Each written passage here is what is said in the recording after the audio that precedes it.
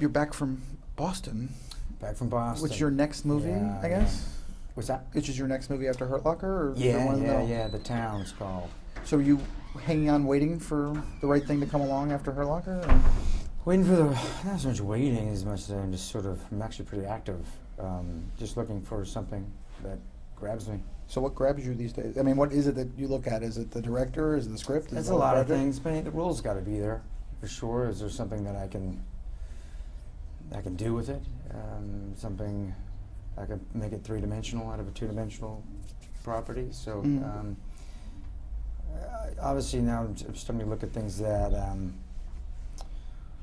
to veer away from a lot of things I've done before. Try new things. Always take chances.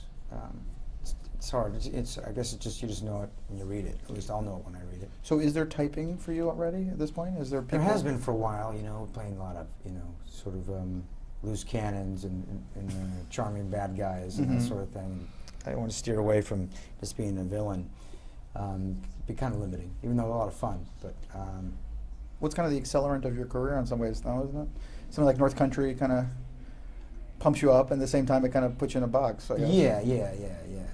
Like I don't think it's easy for people to just kind of put you in a category just in life, and it's even easier in cinema. So I feel like I have to fight extra hard, or just be a little bit more diligent in my making choices, so I can steer their focus. Oh, I didn't realize he can be funny. I didn't realize that he can do this or do that. Or Should you get to be funny in this movie? Next movie, or?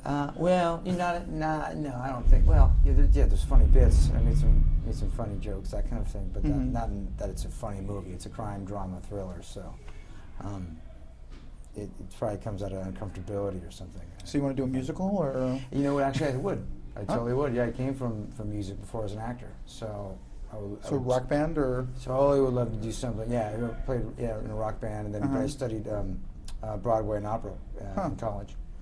So that's real. Yeah, That's it's real. not just No, it's real. Yeah. So would you take the time out to do a Broadway show at this point, or is it movies, or? It depends on how long the run was, I think. I guess it would have to come along. I'm not quite sure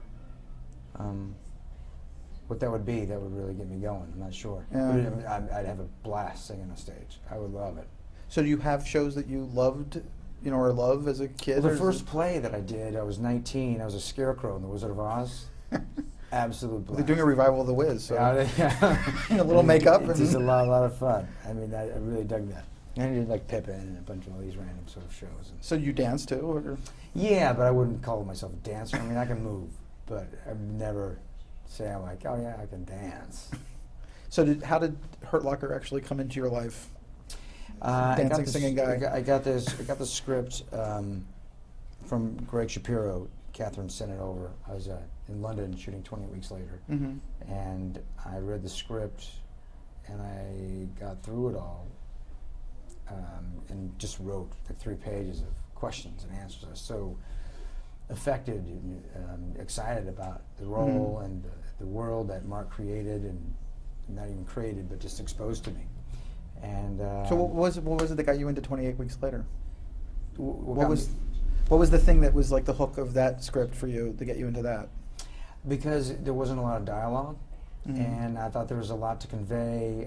I talked with Juan Carlos Fresnadillo, the director, is really who got me excited about the movie. I saw the first one, but this was a very different sort of approach to that first take. And his first movie was spectacular, and he's such a cool Spaniard, man. I love him. And he was all on board, knowing that we didn't have a whole lot of time to create the humanity that the first one spent so much time doing. Right. This is a lot more action, a lot more coming at you. So we really wanted to focus on the little things that we can do, and all these subtleties, all these small little things. And his focus pretty much was on how do we get the audience to care for these people, which is exactly why I did that movie. Like, if you don't care about the people, why are we watching? So solving that puzzle was the draw for you? Yes, yeah, absolutely. To go at it together, and like, how do we solve it? How do we communicate and convey to the audience? How do we get these people to follow? You're a director who wanted to work with you doing that, I guess. Yeah. So you got the script on the set? For 28 weeks? No, you're on the set of 28 weeks. 28 weeks, yeah. And you get the script for Hurt Locker. Yeah, and I'm just blown away by it literally. And I couldn't wait to do it, so I talked to Catherine for like 2 hours on the phone, and she was very excited, and I was. And we finally got to meet like a month later, and then a year later we were shooting it. Were you surprised to get that at that point? I mean, lead movie, Catherine Bigelow movie? Yeah, I didn't understand initially. I'm like, wow, I feel like there's a lot of people that would be begging to do this role, especially with Catherine. But I just took it and I'm like, okay, and you're an idiot if you don't cast me, by the way. But I could see a lot of people that she could get. Right. But then it ended up making great sense and very conscious on her part to cast fresher faces, because that's what helps create a lot of the tension in the movie.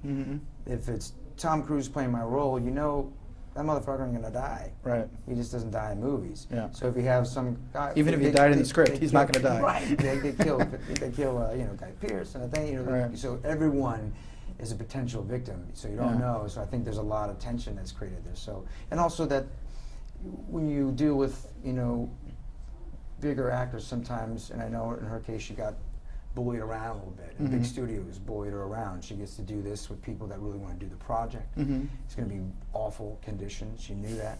She knew all this before we're going in, and I just learned as I went. And still glad that she chose me. So, and you had you were not intimidated by it at all. You were ready to go. Yeah. But no, even in reflection, I wouldn't do it again. Like, I'm not doing Hurt Locker 2. Like, that was well, because you wouldn't do Hurt Locker 2, or you still hurt him. Well, this is what time you could get killed off in the first scene. And then right, exactly. Then I'll do it. Right? Get a big check for doing fine. 3 days' work. Perfect. But why wouldn't you wouldn't do this particular movie again? Or you wouldn't do a sequel to it? I mean, you wouldn't do the same thing. Yeah, I wouldn't do the same thing. Yeah. So what was it particular about this character that drew you in? It was even on paper, it was very complex. That's why I kept writing 3 pages of it. What are the answers? What are the questions even to figure out why someone does this job? What fuels this individual? And so I had to learn and ask and probe about myself, about the things I needed to learn about EOD and rendering safe IEDs, and this part of the military that's volunteer, and learn about the war, these guys' experiences in the war, and it's interesting. It's the same thing like playing Jeffrey Dahmer. You have to ask why a human being does these sort of things, and you have to come up with the answers, the fuel that puts that body in motion. So when you choose to do a movie like Dahmer, is that are people saying don't do this? It's going to be bad for you? Or No.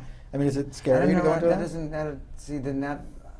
That feeling to me, if people get scared, that excites me, and that's why I do it, because there's so much to learn and so much to offer, and it's a great exchange. If that doesn't happen, then I'm not interested in going to work. I'd rather be unemployed.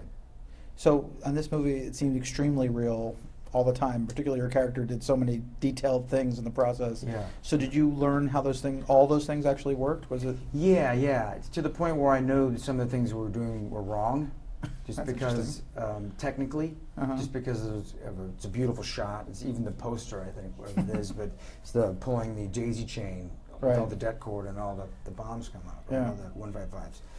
That just wouldn't happen. You're not going to be yanking on det cord like that. It's much too volatile in C4 to just be yanking on it. But it is a beautiful shot. But it's an amazing shot. And it's one of the first storyboards she ever showed me. And I was like, oh yeah, this is awesome. I got so excited when she showed me the storyboard. But the guys at 401 trained me pretty well, and then on base and off base, as well as I could. And I was kind of pretty much the EOD tech. We had a lot of guys in Blackwater and Special Forces guys, but they weren't EOD guys, which is very, very different. It's like asking a painter to tile your bathroom. It's a different world. Same sort of thing, but it's different.